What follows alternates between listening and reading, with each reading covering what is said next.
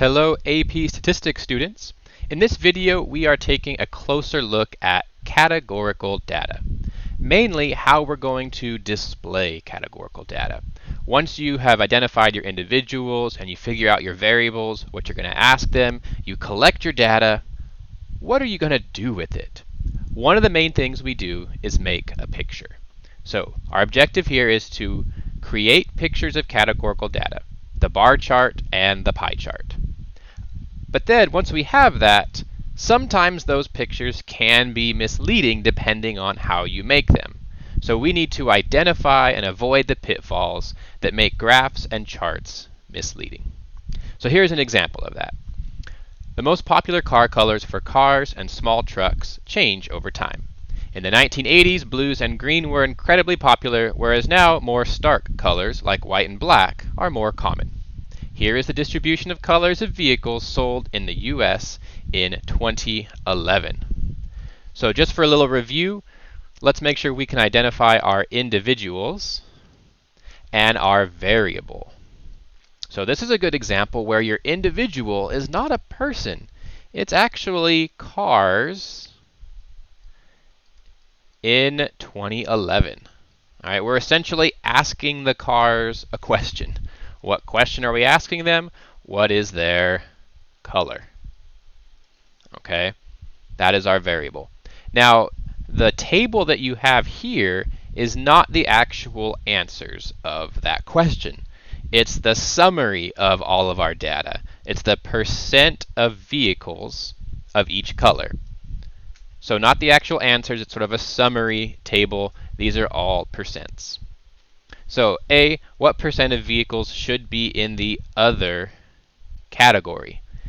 All right, so again, percents, if we have all the cars represented here, and we do because there is an other category to catch all the ones that are not in these color ranges, the percents have to add up to 100.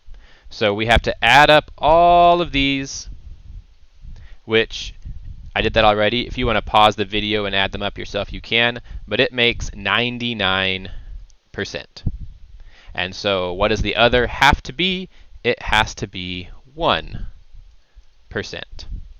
If you want to see a bit of a mathematical way of doing that, you take 100%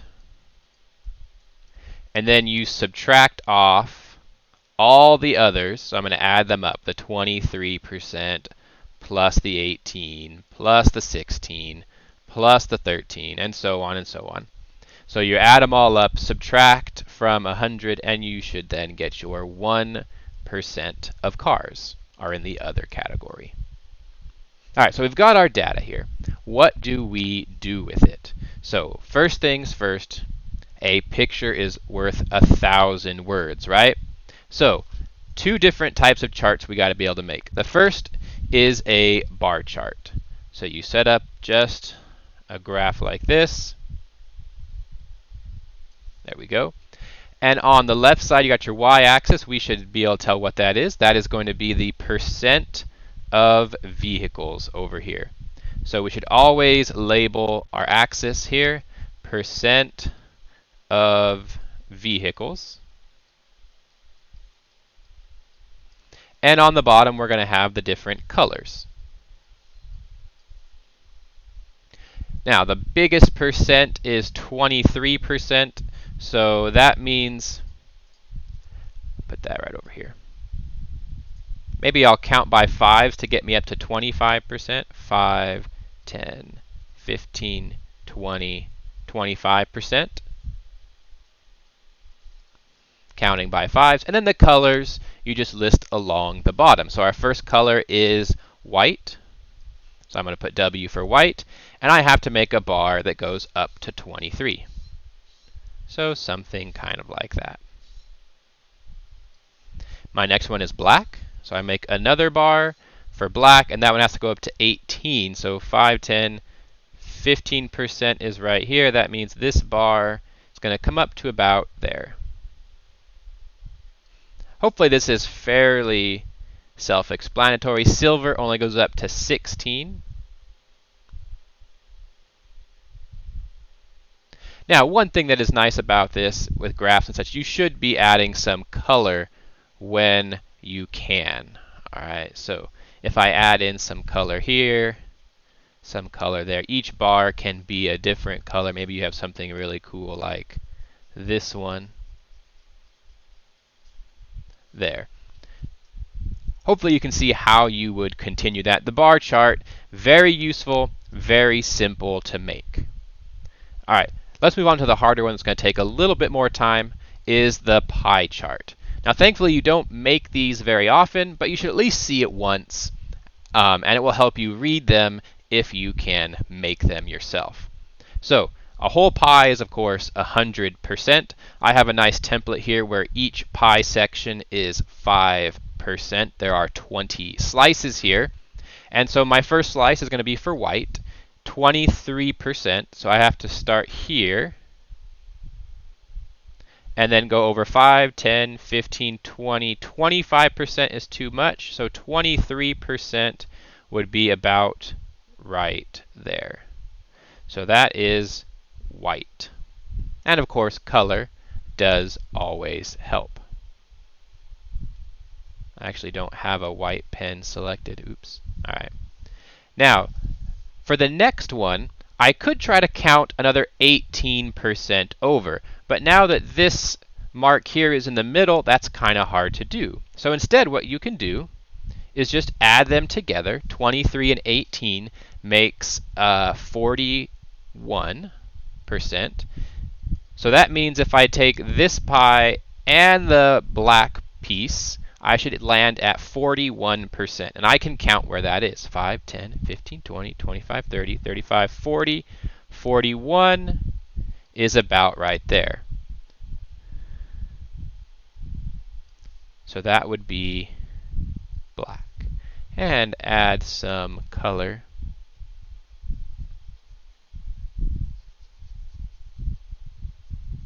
There we go. So I'm going to continue that. So instead of, again, trying to count 16% from here, I count the entire distance. So I'm going to add 16 and the 41 together. 16 and 41 is 57. So my next pie slice goes all the way to 57. Well, here's 50, 55, and 56. 57 would put me about right there. So that would be our silver. And then if I want gray, I would add the 57 now with a 13. That puts me at 70. So 50, 55, 60, 65, 70 right here. That would be gray. And then 70, add the 10 for the red would put me at 80. So that would be right here. That is the red. Then I have to add another 9. That would put me at 89%. So the next mark goes at 89, which is right about there. And that was blue. And then add 5 to that, puts me at 94. So that's just shy of this one. And that was, what was that, brown or beige? BB8. And then, so you can follow this along. Yellow or gold adds another 3, so that would be at 97. 97 would be about right there. That's probably a little too far. If I can fit everything in here. So that one would be yellow or gold. And then green would put me at 97, 98, 99. So almost all of it. Slice of the pie there. That is green.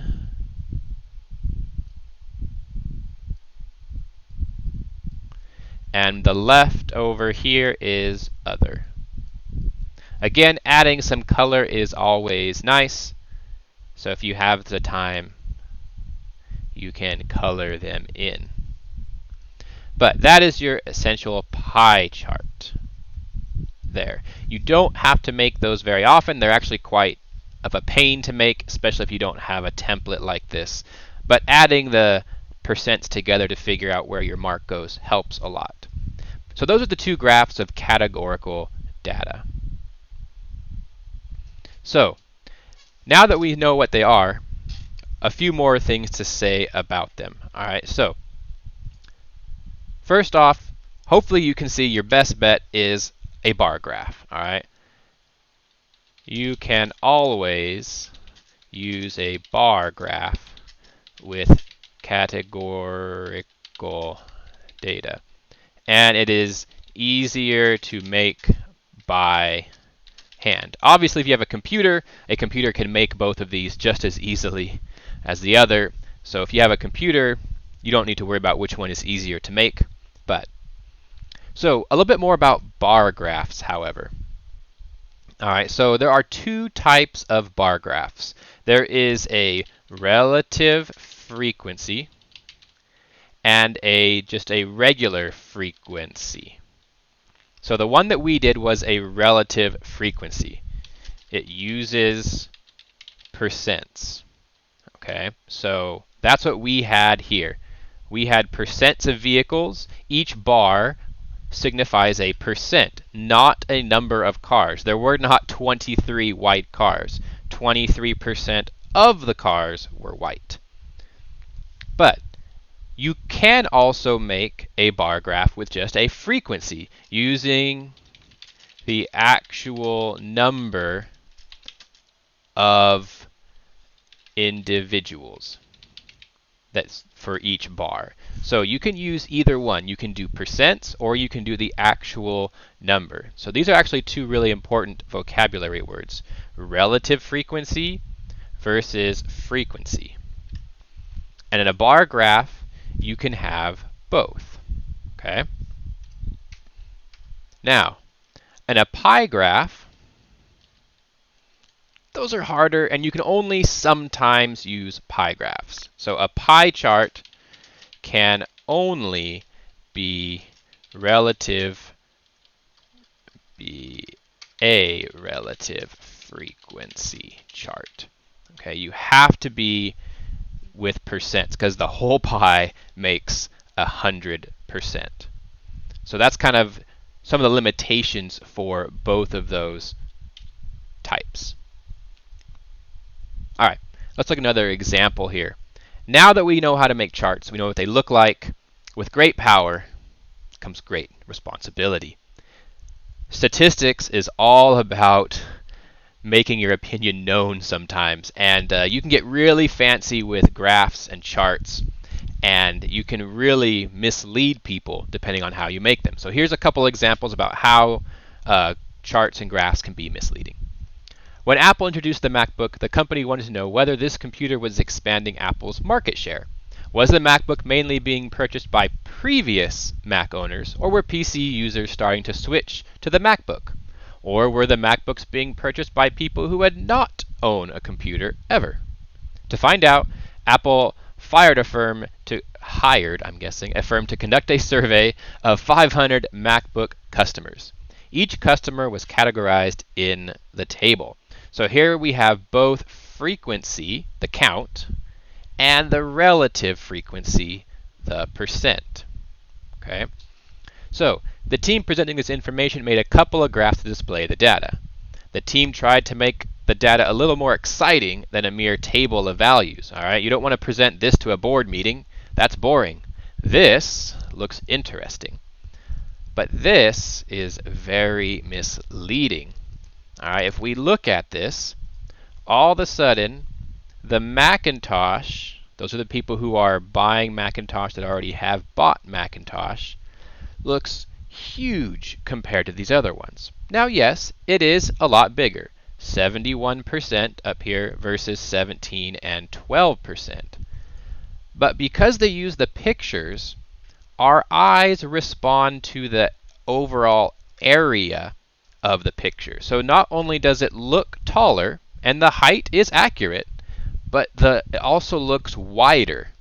And so that gives it a much bigger influence than it's supposed to. Okay? So let's write that down. Oops. So our eyes respond to the overall area of the pictures in the graph. This makes the Macintosh category look much bigger than it actually is. See if I can make that a little bit bigger for you. Is that big enough? Maybe 24. There we go. Much, much bigger than it actually should be. How much bigger? Well, let's take a look. The PC, which is the Windows, is 12%. So from 12 to 71%, that's roughly 7 times bigger. That's even a big overestimate for it. It's less than 7 times, but that's a pretty rough estimate. Does it look like 7 of these little computers will fit inside that one? It's a whole lot more than 7. So if I take this size right here and I start drawing them in here, 2, 3, 4, 5, 6, 7.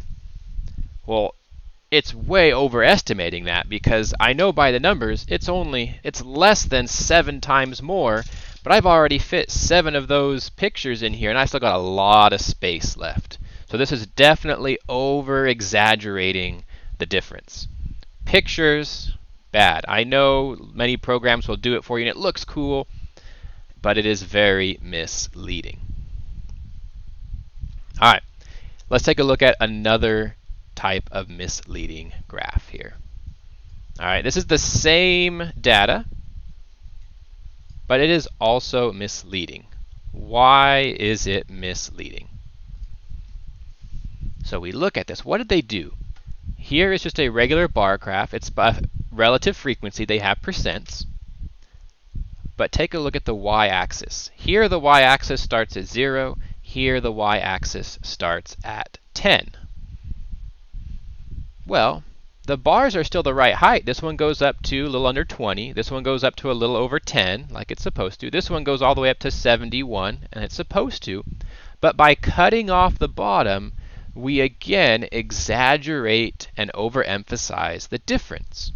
So if we again take a look at the PC was, if I take 7 of these, I should approximately get the height of the Macintosh. And that looks relatively good. 1, 2, 3, 4. I'm not doing it very well, but maybe 5 or 6 times, just as a rough estimate. But take a look at here. Now if I take the height of the PC, just this tiny little thing, how many of those will fit here?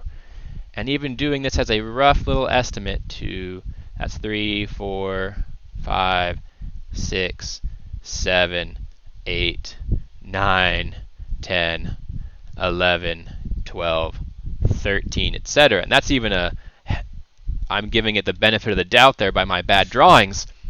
It's way overestimating or over-representing the difference. That was 13 times as high when it's really only 5 to 7 times as high.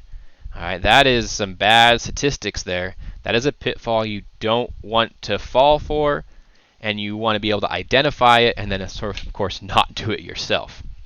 So, why are these misleading?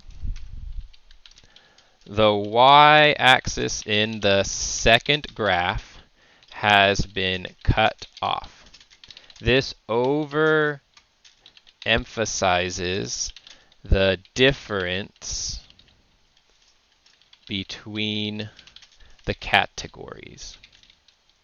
For example, in the first graph, the PC category, all right, I say the Macintosh category looks 5 times bigger than the PC. But in the second graph, Macintosh looks 10 plus times bigger than the PC. So those are just two ways that graphs can be misleading. So what is our takeaway here? First off, don't get fancy, all right? Boring is sometimes accurate. Just draw a bar graph, either frequency or relative frequency, or a pie chart. No funny business.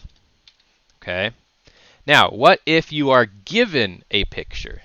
If you are given a picture, well, then you probably want to go back to the data and make a bar chart or a pie chart if you can, and get rid of the picture. So if I go up to the picture up here that was pretty bad, I'm like, whoa, whoa, whoa, that's not accurate. If I simply just picture this as a bar, and I make all the bars the same width now, I will then be able to analyze the data. So here I'm going to make a bar that is the right height but is the same width as the others. Now I have an accurate representation of that data that I can then analyze or just completely remake it. All right, I hope that makes some sense. If not, you can ask me some questions.